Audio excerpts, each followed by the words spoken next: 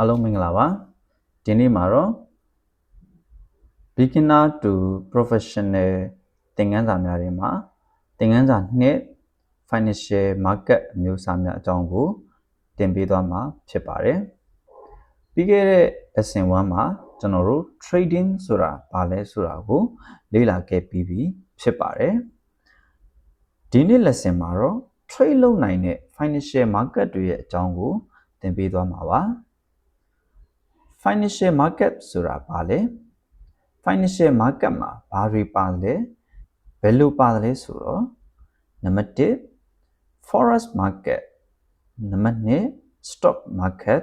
နံပါတ်3 index market နံပါတ်4 commodity market နံပါတ်5 bond market နံပါတ်6 cryptocurrency market ဆိုပြီးတော့ market အမျိုးအစား6မျိုးခွဲခြားထားပါတယ်ဒီသင်ခန်းစာပြီးသွားရင်မိမိကဘယ် market မှာ trade လုပ်မလဲဆိုတာကိုမိမိကိုယ်တိုင်ဆုံးဖြတ်ချက်ချနိုင်သွားမှာဖြစ်ပါတယ် financial market ဆိုတာဘာလဲ financial market ဆိုတာကတော့ငွေကြေးနဲ့ပိုင်ဆိုင်မှု assets တွေကိုရောင်းဝယ်လဲလှယ်တဲ့နေရာဖြစ်ပါတယ်ဥပမာ currency company share gold oil government bond bitcoin စရှိတဲ့ assets တွေအားလုံးဟာ financial market ထဲမှာပါဝင်ပါတယ် financial market ကိုနိုင်ငံတစ်နိုင်ငံရဲ့စီးပွားရေးအသက်သွေးကြောလဲပတ်မှုစနစ်လို့ပြောလို့လည်းရပါတယ်အဲ့တော့နံပါတ်1 forex market forex market ဆိုတာဘာလဲ foreign exchange နိုင်ငံတစ်နိုင်ငံရဲ့ currency ကိုနောက်နိုင်ငံတစ်နိုင်ငံရဲ့ currency နဲ့လဲလှယ်တဲ့ market ဖြစ်ပါတယ်ဥပမာ USD JPY ဆိုပါတော့ American dollar နဲ့ဂျပန်ယန်ကိုအတက်အကျမှာလိုက်ပြီးတော့ရောင်းဝယ်လဲလှယ်လုပ်တာဖြစ်ပါတယ်ထို့နည်းတူစွာ Euro USD GBP USD AUD USD စတဲ့ currency အတွဲတွေကိုလည်းထိုနည်းကဲ့သို့ပဲအတက်အကျမှာလိုက်ပြီးတော့ရောင်းဝယ်လုပ်တာဖြစ်ပါတယ်ဒါကို forex market လို့ခေါ်ပါတယ် forex market ဆိုတာကမ္ဘာပေါ်မှာအကြီးဆုံး financial market ဖြစ်ပါတယ်နေ့စဉ်ဒေါ်လာထရီလီယံပေါင်းများစွာအယောင်းဝယ်လုပ်နေတဲ့ market တစ်ခုလည်းဖြစ်ပါတယ် forex trader တယောက်ကဘာကိုအဓိကထားပြီးတော့ကြည့်ရမလဲဆိုရင်နိုင်ငံတစ်နိုင်ငံရဲ့ currency ဒီနောက်ထပ်နိုင်ငံတစ်နိုင်ငံရဲ့ currency ထက်ဘယ်လောက်ထိအားကောင်းနေသလဲနောက်နိုင်ငံတစ်နိုင်ငံကဘယ်လောက်ထိအားနည်းနေသလဲဆိုတာကို currency နှစ်ခုကို compare လုပ်ပြီးတော့ trade လုပ်တာဖြစ်ပါတယ်ဒါကို forex trading forex market မှာ trade လုပ်တယ်လို့ခေါ်ပါတယ်နံပါတ်2 stock market stock market ဆိုတာကတော့ကုမ္ပဏီတစ်ခုရဲ့ ownership အစိတ်ပိုင်းတစ်ခုဖြစ်ပါတယ်ဥပမာ Apple Microsoft Tesla Nvidia တို့လိုစတဲ့ကုမ္ပဏီတွေရဲ့ share ကိုဝယ်နိုင်ပါတယ်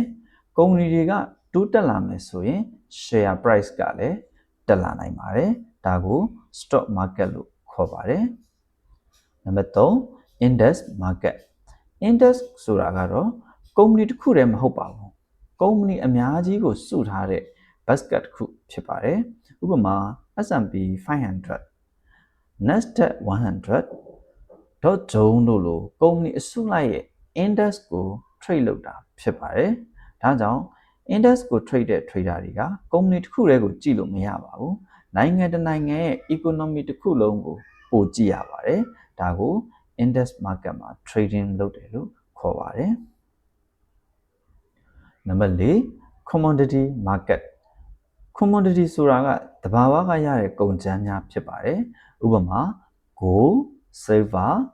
oil natural gas coffee စတဲ့တဘာဝကရတဲ့ကုန်ကြမ်းတွေကို trade လုပ်ရတဲ့ market ဖြစ်ပါတယ် commodity market ကဆိုလို့ရှိရင် inflation ငွေကြေးဖောင်းပွားမှုတွေ war နိုင်ငံတကာစစ်ပွဲတွေဒီအရာတွေပေါ်မှာမူတည်ပြီးတော့ supply နဲ့ demand ကအများကြီးအကျိုးသက်ရောက်မှုရှိပါတယ် high impact ဖြစ်တဲ့ market လို့လည်းပြောလို့ရပါတယ်ဒါကို commodity market လို့ခေါ်ပါတယ် Number 5 bond market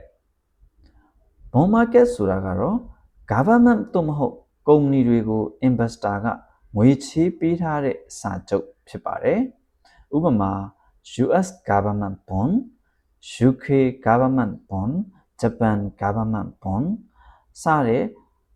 စာချုပ်တွေကို investor ကဝယ်ယူပြီးတော့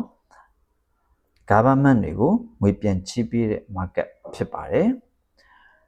bond trader တွေကတော့ interest rate တွေ central bank data တွေ inflation ငွေကြေးဖောင်းပွားမှုအချက်လက်တွေနိုင်ငံရဲ့စီးပွားရေးအားကောင်းမှုတွေကိုအဓိကထားပြီးတော့လေ့လာရတဲ့ market ဖြစ်ပါတယ်ဒီနေရာမှာအရေးကြီးတာတစ်ခုပြောချင်ပါတယ်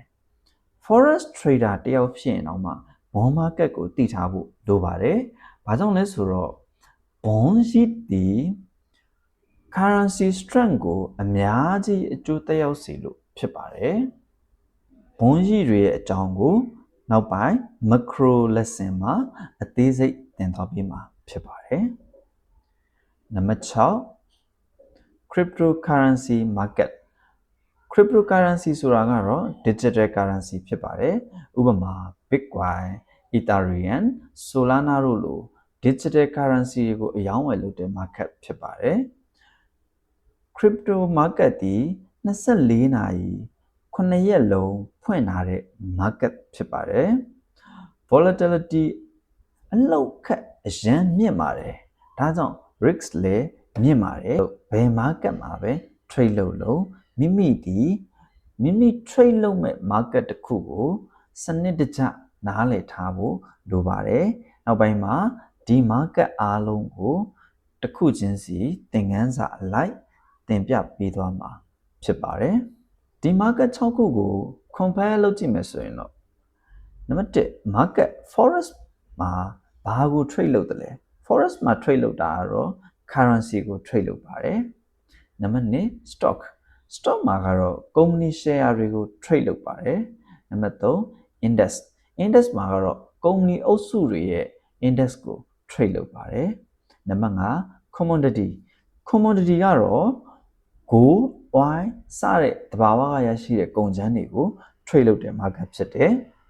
နောက်တစ်ခု bond market bond ကတော့ government debit ဖြစ်ပါတယ် government က investor တွေစီကနေပြီးတော့ငွေချေးခြင်းတဲ့အခါမှာ bond တွေကိုထုတ်ရောင်းလို့ရှိပါတယ်အဲ့ဒါကို bond market လို့ခေါ်ပါတယ်နံပါတ်6 crypto market ကတော့ digital currency တွေကို trade လုပ်တဲ့ market ဖြစ်ပါတယ်ဒါကတော့ market 6ခုကို compare လုပ်ပြတာဖြစ်ပါတယ် professional trader တယောက်အနေနဲ့ဆိုရင် market ကိုဘယ်လိုကြည့်မလဲဆိုရင်ဥပမာ gold ကို trade လုပ်မယ်ဆိုပါတော့ gold ကို trade လုပ်မယ်ဆိုရင် USD ဘယ်လိုအခြေအနေရှိသလဲ US ရဲ့ bond ကြီးတွေကတက်နေလားကျနေလားပြီးရင် oil price တွေတက်နေလားကျနေသလားဘယ်လိုရှိလဲ inflation ကရောဘယ်အခြေအနေမှာရှိသလဲဘယ်လောက် percent ရှိသလဲ